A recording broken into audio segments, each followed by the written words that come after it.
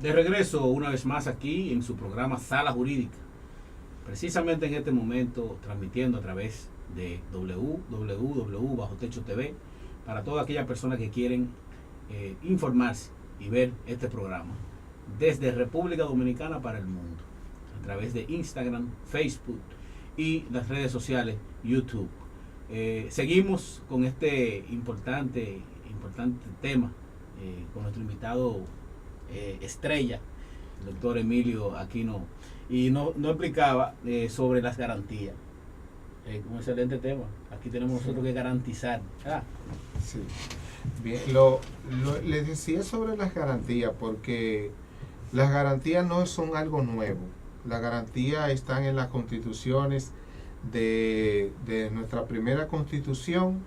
Empezaron desde la época de Juan Sin Tierra. Eso que hablábamos del habeas corpus fue una garantía para evitar la prisión arbitraria. Y el Código Procesal Penal Dominicano del año 2002 se enfocó bastante en esa parte que tiene que ver con las garantías procesales, para que las personas, una vez perseguidas por el Estado, puedan defenderse de las arbitrariedades que el Estado normalmente puede cometer en contra de los ciudadanos. Entre esas garantías, una de las críticas que hay es que hay demasiadas garantías para el imputado. Y yo siempre le digo en los foros académicos que si la vemos para el imputado, realmente pudiéramos decir que son muchas. Yo no la veo para el imputado, yo la veo para los ciudadanos. Esas garantías son de los ciudadanos, porque imputado podemos ser cualquiera de nosotros. Cualquier ciudadano puede ser en un momento dado imputado. Y yo lo que quiero, si yo me toca ser imputado, que el Estado no cometa arbitrariedades conmigo, que si me va a perseguir, me va a juzgar, me respete ciertos derechos que yo tengo como ser humano. Entonces, si yo lo veo para los ciudadanos, entonces yo veo que son incluso pocas. Pero no son pocas como tal, porque esas garantías lo único que hicieron fue descender de la Constitución y de los tratados internacionales, de los cuales nosotros somos parte desde los años 70. Esas garantías descendieron de la Constitución y de esos tratados al Código. ¿Por qué descendieron al Código? Porque los jueces dominicanos, los fiscales dominicanos, los abogados dominicanos, entendemos, todavía tenemos esa parte que tiene que ver mucho de apego a la ley, y entiende que la ley son los códigos, por eso venimos de los códigos napoleónicos. Entonces esas garantías bajaron al código. ¿Para qué? Para que la gente la entienda, la palpe y los jueces la apliquen cuando tanto los abogados como los fiscales se la soliciten.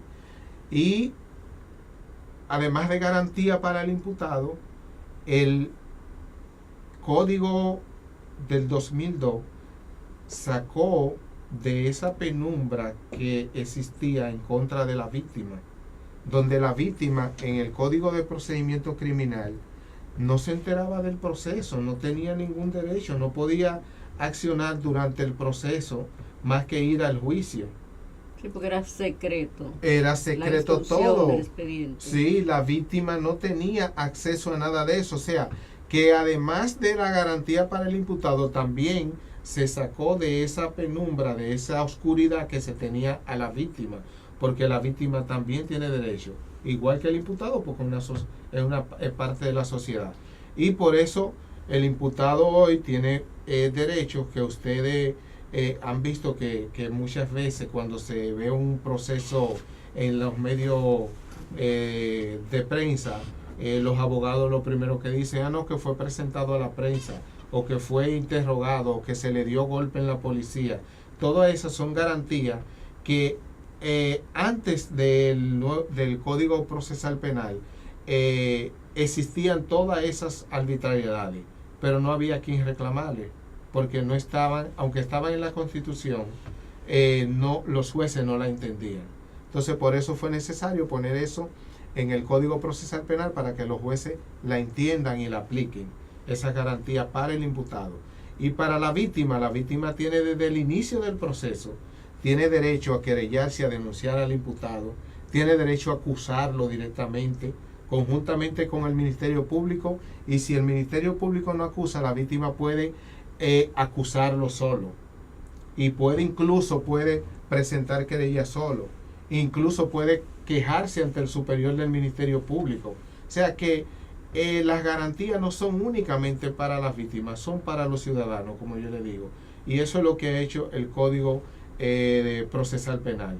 Garantizar que el proceso penal, como es la parte más fuerte que tiene el Estado en contra de un ciudadano, porque es restringirle la libertad, y a una víctima que ha perdido un ser querido, darle la oportunidad de que acuse a una persona que entiende que es culpable y que busque prueba y la aporte. Esas garantías permiten que todo el proceso sea llevado de forma democrática. Por eso es que le decía que el Código de Procedimiento Criminal francés era propio de las dictaduras. El Código Procesal Penal dominicano actual es propio de la democracia. O sea, la democracia exige que los ciudadanos tengan derecho a conocer lo que hacen sus funcionarios, tiene derecho a conocer lo que deciden los jueces en sus casos, y tienen derecho a toda la información de un proceso penal. Eso ha hecho el código. ¿Entiende usted, doctor, que el Código Procesal Penal ha surtido sus efectos? Es decir, ¿cómo ha sido particularmente su opinión? Si puede compartirla con nosotros. Ha surtido sus efectos, es decir, ha podido llevar a cabo esa concepción de poder garantizar eso, y cómo ha sido traducido a la República Dominicana en cuanto a los procesos. Bien. Para nosotros entendemos que el Código Procesal Penal ha tenido sus altas y sus bajas. Ha tenido cosas buenas, ha tenido cosas que todavía no se están implementando, y hay evidente retroceso en algunas partes del código. Recientemente tuvimos en el 2015 una modificación del código, más de 100 artículos se le modificaron, y todo se debe a que ninguna ley es estática. Las leyes son dinámicas y deben ser dinámicas de conformidad como se dinamiza la sociedad. Y nosotros, de los males que le podemos decir que el código no ha podido subsanar, podemos decir que son la prisión preventiva. O sea, cuando inició el código en el año, ya con una resolución que emitió la Suprema Corte de Justicia en el año 2003, la resolución 1920, empezamos a sentir los cambios que había traído el código. Y de un 70, más o menos entre 70 y 75% de los presos eran preventivos en esa época. Llegamos a tener en el año 2006 por debajo del 60% de los presos preventivos. Es decir, que podemos decir que en 5 años se redujo por lo menos en un 10 o un 11% la cantidad de presos preventivos. ¿Por qué? Porque uno de los males que tenía el código de procedimiento criminal era del proceso de trancar y después investigar, y después que se trancaba se olvidaban de esa persona ahí. Y los procesos duraban 5 hasta 10 años y la persona no sabía de su suerte. Hoy en día con el Código Procesal Penal, todos los procesos tienen plazos y usted tiene que cumplirlo en el plazo establecido por él, si no el proceso se le puede caer al fiscal y a la víctima. Entonces, eso se redujo. Sin embargo, hemos estado en un retroceso en los últimos años. Ahora mismo estamos otra vez rondando casi el 70% de los presos preventivos, de presos preventivos. ¿A qué se debe esta? Eso se debe a una figura que nosotros hemos manejado en derecho penal y que está muy de boga, que se ha denominado populismo penal. Al entender la sociedad, los gobiernos y las instituciones que muchos de los males que tiene la sociedad hoy en día se pueden resolver con la ley, con el derecho penal. el derecho penal no resuelve el problema de la delincuencia, y eso lo saben todos los científicos del derecho y los doctrinarios. El derecho penal no resuelve la delincuencia. O sea, que hay más delincuencia cada día. Entonces, eso se debe a que haya más preso preventivo. y además el populismo, al entender que se resuelve la delincuencia con el derecho penal, lo que están haciendo los jueces penales es dando prisión preventiva por cosas que no deben dar prisión preventiva. Pero ¿cuál es el problema? Que si nosotros no vamos al problema de la delincuencia, que sería otro tema, el problema de la delincuencia no está en el derecho penal, porque el derecho penal entra una vez ya que ha sucedido el delito. Entonces, ¿qué quiere decir? Que el derecho penal no previene el delito. Lo que previene el delito son otras cuestiones. Correcto, de aspectos sociales. Son igualdad, Correcto. son oportunidades, son una equidad en lo que es los recursos del Estado, y son programas sociales dirigidos a los jóvenes que no tienen empleo, a los jóvenes que tienen falta de oportunidad. Eso puede prevenir el delito. Entonces, si eso no sucede, no hay esa parte preventiva, sí, entonces obviamente que vamos a tener muchos jóvenes en la delincuencia y vamos a querer utilizar el derecho penal. Y el derecho penal, con lo que dice la sociedad en sentido general, dice, la delincuencia no está arropando. ¿Qué hacen? Que cada vez que apresan a un joven, el que lo llevan al juez, dice, ese está cometiendo un delito, le dice, vamos a mandarlo preso preventivo. Pero hay otro problema, que en la cárcel tampoco se resuelve, porque ese preso va a salir en algún momento, y cuando viene a ver, sale con una maestría de la cárcel. Entonces, realmente el problema no está en el derecho penal, y por eso no podemos tratar de solucionar. Ahora, los procesos penales han bajado la cantidad de tiempo que duraban, y eso es innegable. Se están garantizando más los derechos de la persona, tanto del imputado como de las víctimas. Hay incluso un programa para defensa gratuita de víctimas, que entiendo que una de las finalidades del Estado debe ser que haya también defensores de víctimas de manera gratuita a nivel nacional, como se pretende hacer con Defensoría Pública. Y eso entiendo que sería de las cosas que pudieran ir en beneficio de la implementación del código.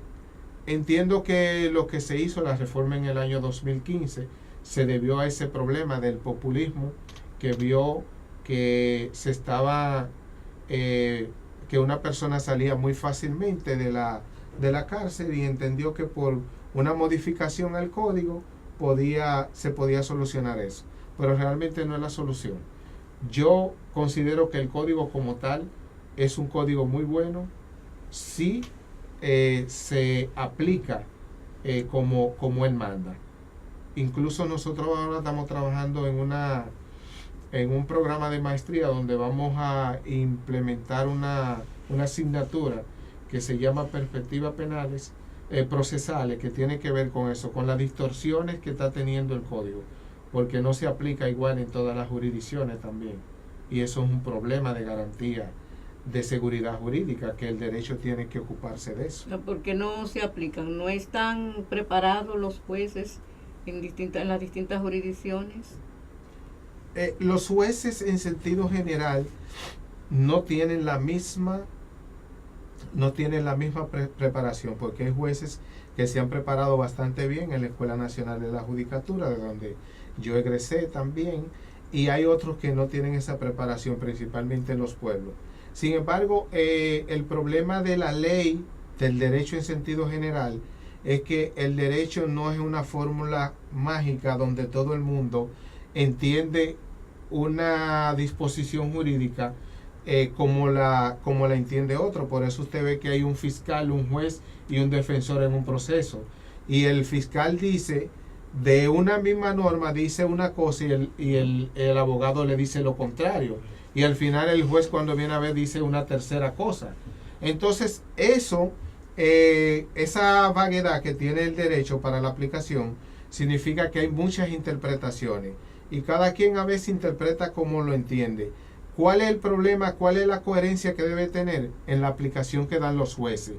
Los jueces de todas las jurisdicciones de la República deben entender, deben aplicar la norma como dice la última decisión que viene siendo la Suprema Corte de Justicia. Si la Suprema Corte de Justicia dijo, donde el código dice que un imputado no se puede presentar en la prensa sin su consentimiento, eso debe entenderse que si es presentado a la prensa, ese proceso es nulo. Y así deben interpretarlo todos los jueces de los demás tribunales. Eso no sucede porque la coherencia de la Suprema a veces es un poco ambigua en cuanto a eso.